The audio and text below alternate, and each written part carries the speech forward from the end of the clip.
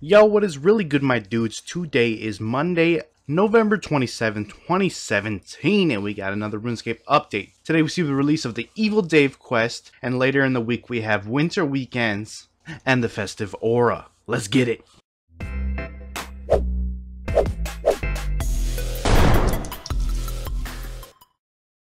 Right, guys, so the Evil Dave quest is now here. Head over to his basement in Edgeville to get started. This is a members quest, and you need to have completed at least Recipe for Disaster for the Evil Dave section and have at least level 30 in Herblore, Magic, Agility, and Cooking. The quest sees you playing as Evil Dave and getting up to some new evil shenanigans now that Zamorak is back in town. So I'm not going to go into major detail as to what you're going to be doing. I will be doing the quest and uploading my playthrough on the channel later in the week, where I do voiceovers of the actual dialogue. So stay tuned for that. Anyways, this coming weekend we'll have the first of the winter weekends. This will be in-game midday at the 1st until 4th of December, again midday. This first weekend will include an extra charm from charm drops, increased chance of rare drops, and enhanced Reno wealth, plus 50% bonus Slayer XP, Slayer VIP ticket status on all Slayer assignments, plus 50% bonus anima in Shatter Worlds, 10% cheaper instance fees, the ability to loot from Mazcab raids once per day, extra training points from boss training, and the ability to choose your boss Slayer assignment. Also, through the duration of winter weekends, player-owned ports will be running for the entire 5 weeks, which is 25 voyages per day instead of 15, 30% extra resources or trade goods from voyages, and the ability to get the Barmaid special voyage on Saturdays and Sundays in addition to Thursdays. Also on the 1st of December, the Festive Aura. During December, members can activate the annual Festive Aura for 30 minutes once per day for a 50% XP boost. This should automatically appear in your inventory. However, if your inventory is full, you can still claim the Festive Aura by speaking to Schwan or Dilwyn, located east of Berthorpe Castle, or in the Tower of Voices in Perthinnis, respectively. Open up their shop and taking a look at their auras. So that is it for the main game update this week. Let us jump in the patch notes and see what we've got going on over there. A number of improvements have been made to the ribbon. The window can now be resized and now adds spaces between icons. The following windows can now be added to the ribbon: magic abilities, combat spells, teleport spells, skilling spells, attack abilities, strength abilities, defense abilities, constitution abilities, and emotes. Adding future windows to the ribbon now requires significantly less work. The following features have been added to the ribbon setup interface. You can now reset your ribbon to the default icons or clear it in one go. Icons added to the bar are now removed from the section area. Spacing has been improved for the ribbon setup interface and the options menu. A section for window management has also been added for the latter. The spacing in the options menu escape key has been improved. A section for managing windows has also been added. Of the two windows labeled magic abilities, the main has been renamed Magic Book and given an icon to match.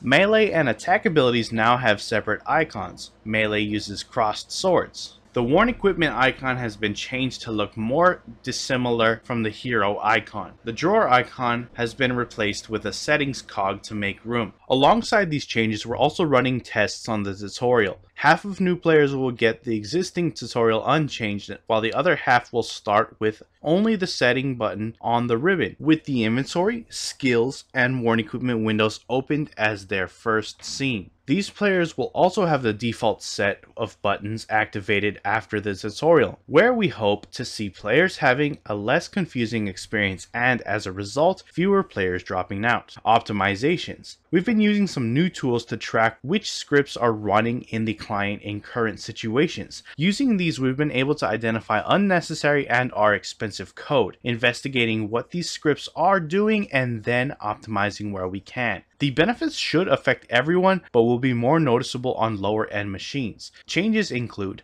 Bank. Client-side spoofing tries to predict what will happen and helps make the bank seem more responsive. While spam clicking to withdraw multiple items, this could get out of sync and cause a well-known tab fluttering bug. Changes have been made to reduce the likelihood of this occurring. The way the icons are built when bank is loading has changed. This means items should no longer pop in when scrolling through. The efficiency of individual scripts has been generally improved. Measures have been put in place to stop the interface from repositioning everything when no changes have been made to the inventory. General improvements. In historical cases, and essentially on first login, window positioning have occurred several times. This should now only happen once. By deleting permanent interface components and only building them when required, most 1000 components no longer lose memory constantly. Several scripts run every client frame. For purposes such as controlling animations, these run in the background even when you're doing nothing, and we've made several changes. Overall, we reduced the runtime of the passive scripts by almost 95%.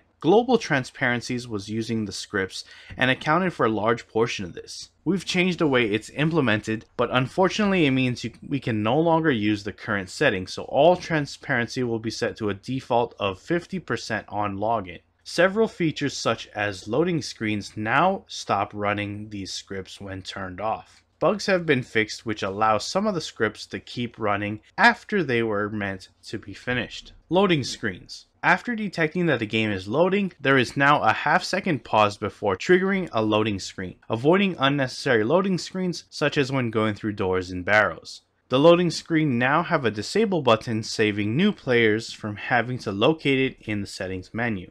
Unstable essence have become slightly more stable. For example, it will now show as runecrafting in the MakeX interface rather than cooking. It's no longer possible to summon pets inside the Dungeoneering grouping areas. Completing the one-of-a-kind quest now shows the correct task complete message. Perfect Dragon Scales for Vanaka's Slayer challenge no longer try and drop on non-members' worlds. A large number of optimizations have been made to the top level interface, various optimizations have been made in the bank interface, and members can now remove the extras icon on the ribbon interface. That's it for your patch notes. Links to the patch notes as well as the main game update will be down in the description below if you want to go check them out for yourself should you choose to do so. If you enjoyed the video, hit that like button. If you're not subscribed and you want to stay up to date on all things RuneScape related, then hit that subscribe button. Anyways, I appreciate you guys watching. I am out. Peace.